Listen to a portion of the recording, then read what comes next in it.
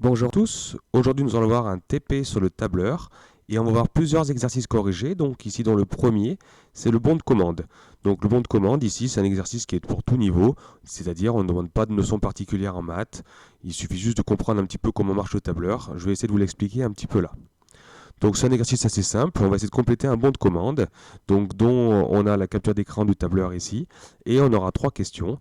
Donc on veut compléter donc des cellules, donc cellules D2, D3, D4 et D5, ben, c'est des cases en fait, donc c'est les bleus ciel, les quatre bleus ciel qui sont là, qui vont faire calculer les sous-totaux de la commande, sachant qu'on achète des stylos par exemple, 0,95 euros, donc 95 centimes c'est le prix à l'unité, on en achète 5 et on veut faire afficher combien ça nous fait le total.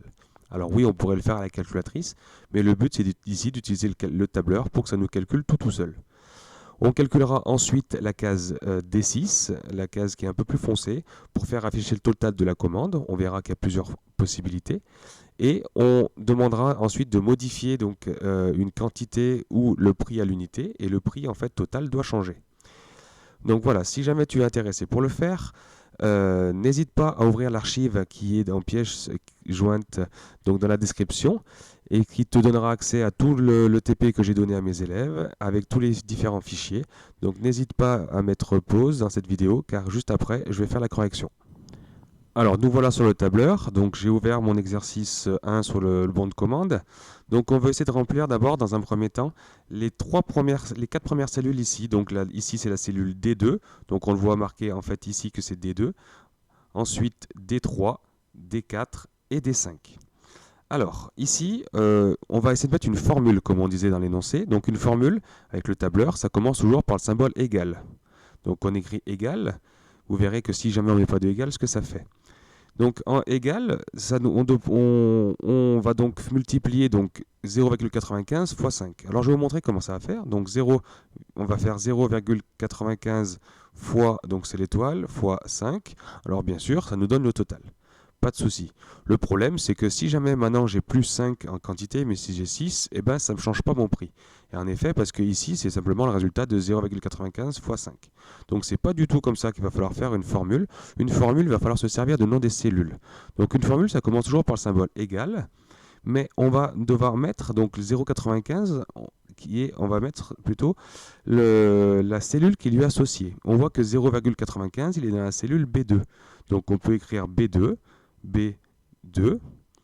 fois et 5 qui est dans la cellule C2. Alors pour plus rapide, pour ne pas utiliser le clavier, on clique sur la cellule 5 et ça nous fait C2. Il ne reste plus qu'à appuyer sur Entrée et ça fait 4,75 comme tout à l'heure, sauf que cette fois, si jamais je change ma quantité et si je mets 6, et bien sûr ça augmente, hein, donc pas de problème. Ensuite, on pourrait faire pareil pour les autres fois, donc égal, donc là j'étais en majuscule, donc égal, et ben donc ici pour les cahiers c'est B3 fois C3, entrée.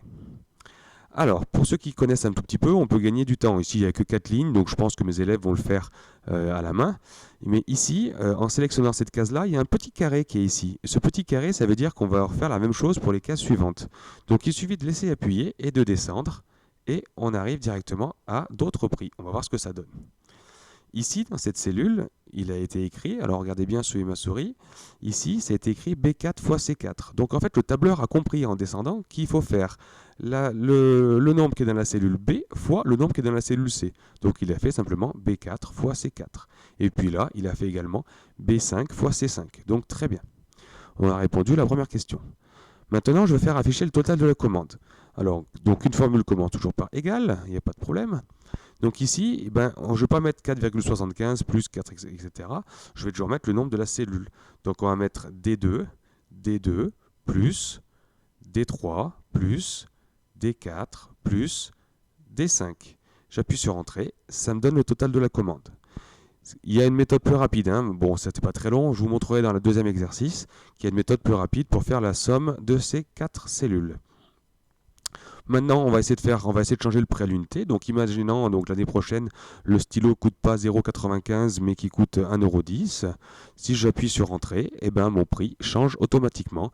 Tout a été changé. D'où l'importance d'avoir fait des formules avec des lettres et pas simplement les nombres.